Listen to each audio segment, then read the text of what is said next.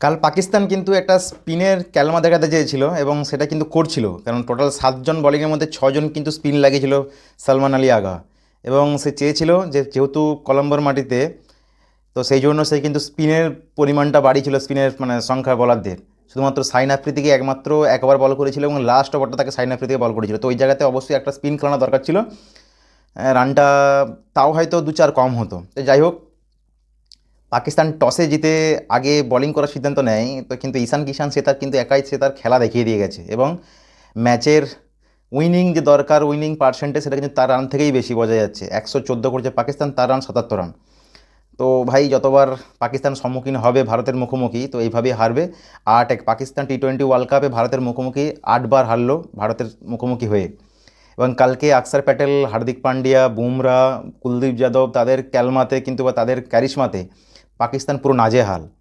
পাকিস্তান ভারতকে অ্যাটাক করেছিল স্পিন দিয়ে, সব যে উসমান তারিকের যে বোলিং লাইন আপ, যে সমস্ত কিছু, এবং মানে তার বল বুঝতে না পারা, যেহেতু পাকিস্তানের সাথে ভারতের খেলা খুব কমই হয় এবং সেই জায়গায় এই টি-20 ওয়ার্ল্ড কাপের মধ্যে দুটো দলই কিন্তু চাপে থাকে।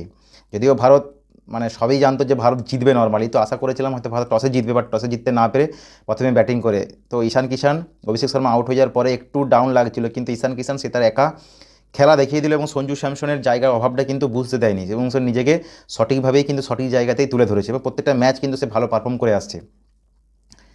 কালকে মানে পাকিস্তানের মানে যে স্ট্র্যাটেজি ছিল সেই স্ট্র্যাটেজি কিন্তু ফেল। স্পিন খেলিয়ে চেয়েছে ভারতকে, অবশ্যই অনেকটা কিন্তু কম রানের মধ্যে আটকে রেখেছে এবং ভারত সবচেয়ে টি-20 ওয়ার্ল্ড কাপ হিস্ট্রিতে পাকিস্তানের সামনে সবচেয়ে বেশি রানের কিন্তু কালকে ম্যাচ জয়ী হয়েছে। 61 রানে কিন্তু ম্যাচ জিতেছে কালকে ভারত। মানে এর আগে 61 রানে, মানে এত বেশি রানে ভারত ম্যাচ জিতেনি পাকিস্তানের বিপক্ষে।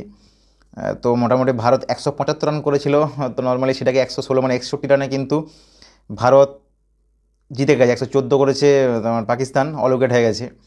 সেরকমভাবে কিন্তু উসমান খান ছাড়া পাকিস্তানের কিন্তু কেউ সেরকমভাবে দাঁড়াতে পারেনি এবং শাহিন আফ্রিদি মোটামুটি 23 রান করেছিল, সেরকম কিন্তু সে ভালো কেউ দাঁড়াতে পারেনি। ভারতের হার্দিক পান্ডিয়া দুটো, বুমরা দুটো, অক্ষর প্যাটেল দুটো, বরুণ চক্রবর্তী দুটো, কুলদীপ যাদব একটা, তিলক বর্মা একটা, শুধুমাত্র রিঙ্কু সিং পায়নি, কেননা সবার তো হয়ে গেছে, রিঙ্কু সিং পেলে হয়তো পূর্ণটা হয়ে যেত ভালো। এবং তিলক বর্মার দুটো ক্যাচ ছিল, একটা খুব টাফ ক্যাচ ছিল, তিলক বর্মা দুটো ক্যাচ মিসের ইয়েতে।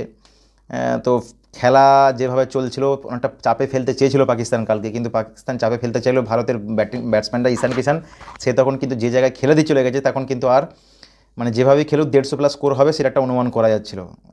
তো যাই হোক, পাকিস্তানের সালমান আলী আগা একটা উইকেট পেয়েছিল, সাইন আফ্রিদি একটা, সাইন আফ্রিদিকে 2 ওভারে 31। সাইম আয়ুব তবে সবচেয়ে ভালো কাল কিন্তু পারফর্ম দেখিয়েছে পাকিস্তানের সাইম আয়ুব, 3টে উইকেট পেয়েছে, দুটো ক্যাচ ধরেছে এবং ব্যাটিংয়ে 6 রান করেছে।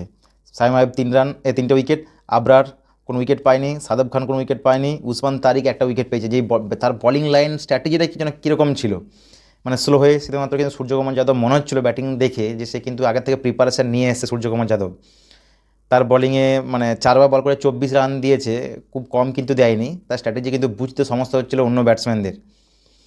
এবং ও সত্যি কালকে শুরুটা হার্দিক পান্ডিয়া মানে যেভাবে শুরুটা করলো, তারপর বুমরা 1 ওভারে 2টো উইকেট, এবং পাকিস্তানের ব্যাটসম্যানরা যেভাবে ব্যাট করতে নামছিল, যে মনে হচ্ছে যেন 200+ রান তারা চেজ করতে নামছে।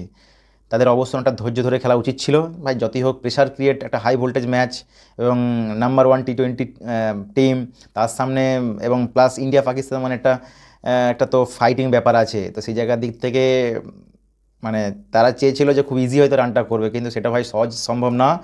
এটার নামটা ইন্ডিয়া। এবং 18 তারিখে কিন্তু পাকিস্তানের মানে ডু অর ডাই বলা যেতে পারে, নাবিবের সাথে যদি হেরে যায় পাকিস্তান কিন্তু বাই বাই সুপার 8 থেকে। তো দেখা যাক।